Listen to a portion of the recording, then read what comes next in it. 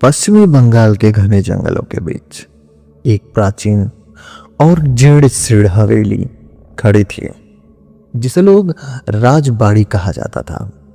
यह हवेली दर्शकों से वीरान पड़ी थी और लोग कहते थे कि इसके भीतर विलाप करती आत्माएं भटकती रहती हैं। लेकिन सबसे भयानक बात थी हवेली के आंगन में स्थित रक्तकूप।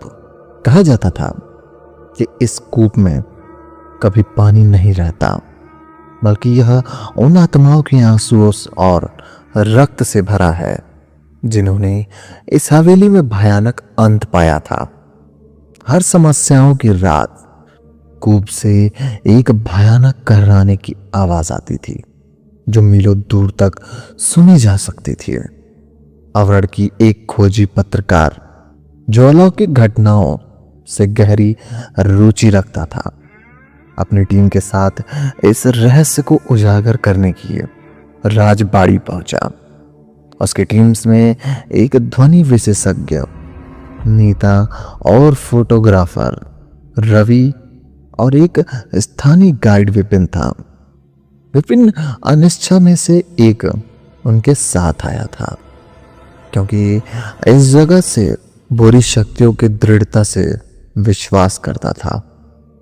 जैसे ही वे हवेली के विशाल जंग लोहे दरवाजे के अंदर घुसे, एक भयंकर ठंडी के उन्हें घेर लिया, जैसे ही समय खुद यहां रुक गया हो। हवा में एक अजीब सी सड़ी हुई गंध थी और हर कदम पर लकड़ी की फर्श चरमराती थी। और से नेता और अपनी ध्वनि रिकॉर्डर चालू करने का निर्देश दिया। रवि अपने कमरे के लेंस को साफ कर रहा था और विपिन डर से कांप रहा था, हर छाया में किसी अनदेखी स्थिति का तलाश रहा था। वे हवेली के मुख्य हाल में पहुंचे, जहां धूल की मोटी परत हर चीज को ढक चुकी थी। बीच में एक विशाल टूटी हुई साड़ फानून लटक रही थी, जो किसी भूतिया आंख की तरह लग रही थी। हमें कूप के ओर चलना चाहिए, अवरण ने कहा। उसकी आवाज एक अजीब सी उत्तेजना थी। जैसे ही वे आंगन में पहुंचे, रक्तकूप उनके सामने आ गया। यह एक गहरा काले पत्थर से बना हुआ कुआं था, जिसके किनारे पर सूखे भूरे रंग के धब्बे थे जो किसी पुराने रक्त की तरह दिख रहे थे। कूप से एक अजीबोगरीब दुर्गंध आ रही थी और उसके अंदर एक धीमी मगर मर्दभेदी कराह सुनाई दे रही थी। नेता ने अपने पैरानॉर्मल माइक्रोस्कोप ग्रुप को और बढ़ाया। हेडफोन लगाते ही उसकी आंखें चौड़ी हो गई। मुझे कुछ सुनाई नहीं दे रहा था।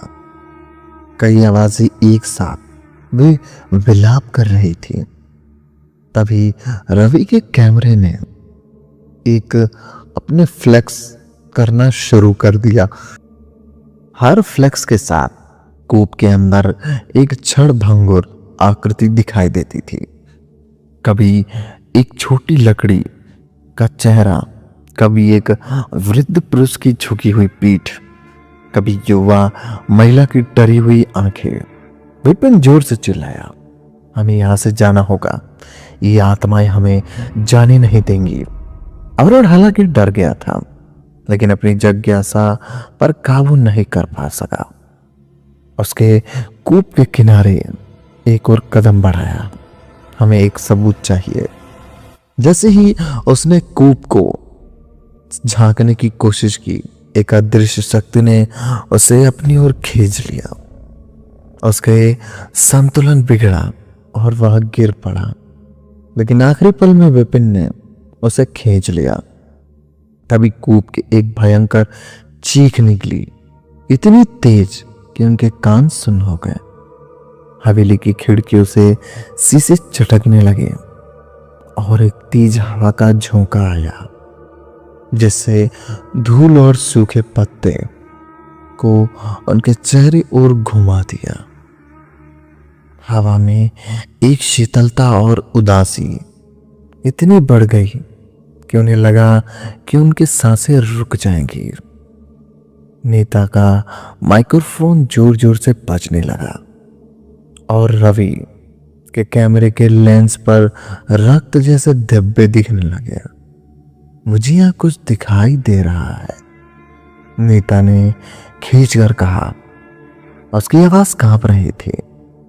वे ऊपर आ रहे हैं। कूप के भीतर से धीरे धीरे एक रक्त रंजित धुंध ऊपर उठने लगी। इस धुंध में उन्हें असंख्य डरावनी आकृतियां दिखाई देने लगी। विकृत चेहरे, सूखी आंखें और खुले मुंह जिससे खामोश चीखें निकल रही थी, वे सभी धुंध में लिपटी हुई उसकी ओर बढ़ रही थी। विपिन ने जोर से प्रार्थना करना शुरू कर दिया और रवि ने डर के मारे अपना कैमरा गिरा दिया। और लड़के अचानक समझ आया कि वे केवल सबूत खोजने नहीं आए थे, बल्कि शिकार बनने आए थे। धुंध में अब उनके चारों ओर थी और उन्हें लग रहा था जैसे सैकड़ों ठंडे हाथ उन्हें छू रहे हो, उन्हें खींच रहे हो। वे भागने की कोशिश करते रहे, लेकिन धुंध इतनी घनी हो गई कि वे एक दूसरे को भी दिखाई नहीं दे पा रही थी। एक एक करके उन्होंने सुना नीता की अंतिम चीख, रवि की घबराई हुई सांसें और फिर विपिन की धीमी कराहट जो रक्तकूप की ओर से आ रही थी। जब सुबह हुई और सूरज की पहली किरण राजबाड़ी पर पड़ी तो हवेली फिर से शांत और वीरान थी। कूप के निकलने वाली धुंध गायब हो चुकी थी। पुलिस के बाद वे हवेली में अवरर की टीम के सामने मिले। नीता का माइक्रोफोन जिससे वे केवल स्थिरता और धीमी कराहट की रिकॉर्डिंग आ रही थी, और रवि का कैमरा जिससे वे केवल धुंधली रक्त रंजित आकृतियों की तस्वीरें थीं। और रक्तकूप वह फिर से शांत था, लेकिन उसके अंदर से अब पहले से भी ज्यादा गहरी, ज्यादा दुखद विलाप की आवाजें सुनाई देने लगे। जैसे ही उसके चारों ओर आत्माएं जुड़ गई हो। आज भी अमावस्या की रात जो कोई भी राजबाड़ी के पास से गुजरता है, वह रक्तकूप से चीखने और कराहने की आवाज को सुनता है। कभी कभी उसे लगता है जैसे कोई अदृश्य हाथ उन्हें अपनी ओर खींच रहा हो और उन्हें विलाप करती आत्माओं के साथ जोड़ने के लिए बुला रहा। अगर कभी आपको मौका मिले उस जगह पर जाने का, तो क्या आप जाना चाहोगे? कमेंट करके बताओ। और ऐसी ही डरावनी कहानी सुनने के लिए मेरे चैनल को सब्सक्राइब कर दो, ताकि हमारी आने वाली कहानियाँ सबसे पहले आप तक पहुँचे। धन्यवाद।